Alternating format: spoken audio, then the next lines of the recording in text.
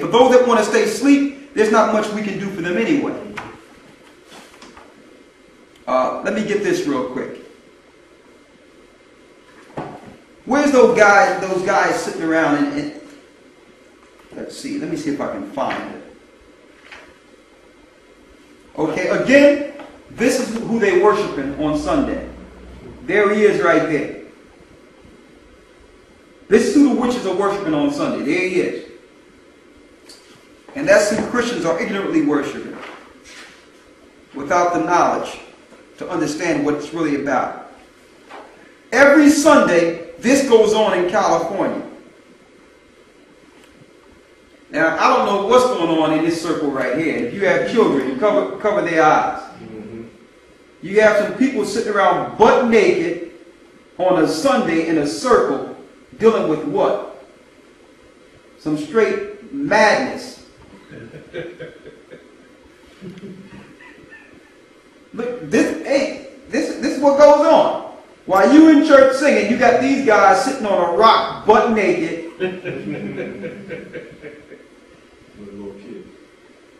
Where the kid at? They probably got a kid somewhere around. With uncircumcised penises sitting around here with their women. No telling what type of sexual rituals they're dealing with. This is Sunday for you. Well, you be like, well, I don't do it for that. It's the same God. And we're going to prove it. It's the same God. Get Ezekiel 8 and 14 real quick. Ezekiel 8 and 14. Read that. Ezekiel 8 and 14. Then he brought me to the door of the gate of the Lord's house, which was toward the north. And behold, there sat women weeping for Tammuz. There sit women weeping for Tammuz. That's women crying in the church. That Tammuz was worshipped on a Sunday. That's where you get your T from. Your cross. When you're putting that cross around your neck, it don't represent Christ's crucifixion. It represents Tammuz himself. That's a God you're worshiping. Read it again. He said, Ezekiel 8 and 14. Then he brought me to the door of the gate of the Lord's house, which was toward the north. And behold, there sat women weeping for Tammuz. There sat women weeping for Tammuz. Tammuz is what you would call an incarnate child.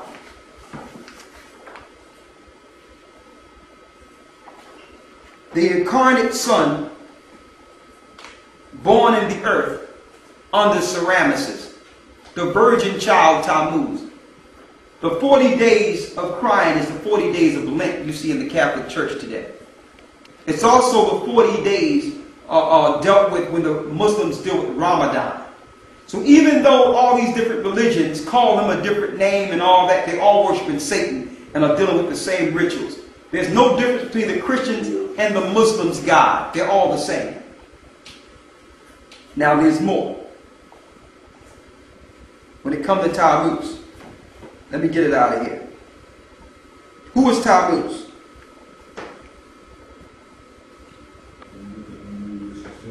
Read it. Verse 16.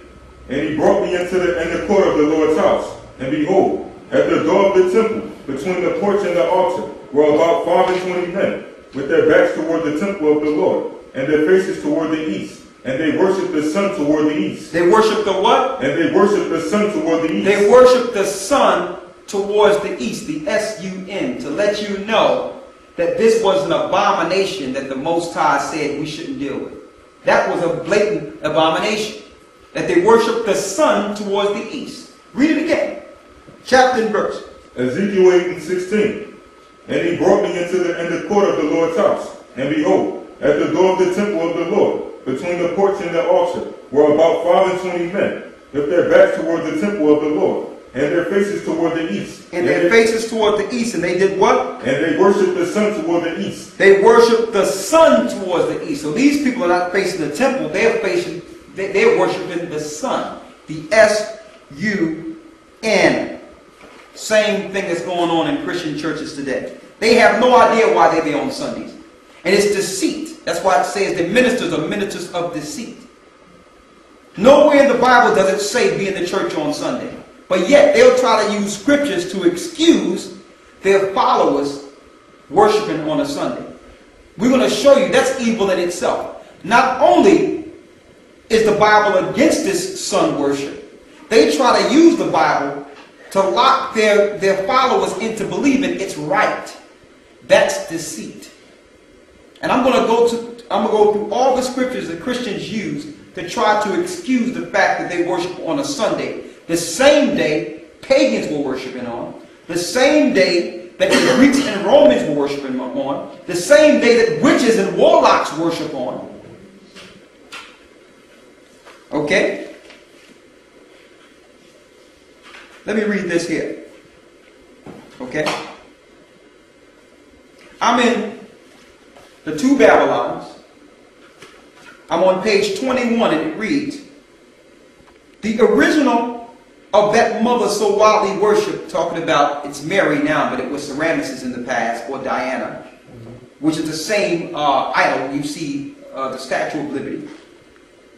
It says the original of that mother so widely worshipped, there is reason to believe was Semiramis, already referred to, who it is well known was worshipped by the Babylonians and other eastern nations, and that under the name of Rhea, the great goddess mother. It was from the sun, however, that she derived all her glory and her claims to deification. The son, through represented as a child in his mother's arms, was a person of great stature and immense bodily powers, as well as most fascinating matters. In Scripture, he is referred to in Ezekiel the 8th chapter and the 14th verse under the name of Tammuz. But he is commonly known among classical writers under the name of Bacchus. Bacchus was a god worshipped every Sunday under the Roman and Greek Empire. And you would let the women in the church, and the women, you would play music, and the women would dance naked in the temples for the god Bacchus. Now they switched it from the heart to your organs and all that, and now your women are weeping and crying with their clothes halfway hanging out based on the same rituals of ancient Rome and ancient Babylon. They also have the Bacchus parade for Mardi Gras in New Orleans. Exactly. Yes. So that same parade goes on, not only it goes on in Rio, it goes on in parts of Europe. They even do it in parts of Africa too. But it's prominent here every year in Louisiana. Okay? What is it called again?